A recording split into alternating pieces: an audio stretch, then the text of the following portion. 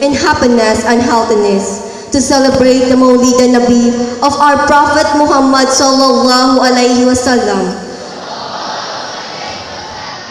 and pray for the victims of earthquake in PD Jaya last December 7, 2016, and pray for the victims of tsunami Aceh on December 26, 2004. Secondly, peace be upon our Prophet Muhammad sallallahu alaihi wasallam, who has guided us from ignorance to enlightenment in order to enter the God's paradise.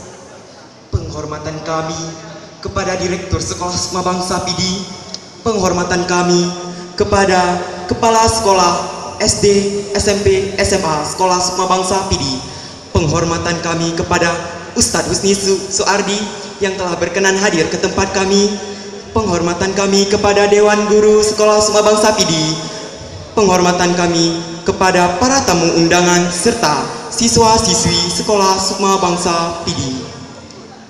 Honorable to our school director of Sukma Bangsa PD, honorable to the principal of elementary, junior, and senior high school, honorable to our guest, Ustadz Husni Suardi, honorable to all of our guests, honorable to all of our teachers, and honorable to all of my friends and students.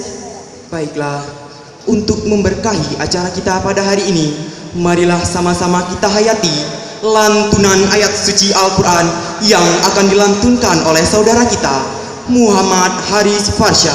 Kepada Muhammad Haris Farsha, waktu dan tempat kami persilakan. To bless our day, let us hear the voice of Muhammad Haris Farsha for reading Al-Quran.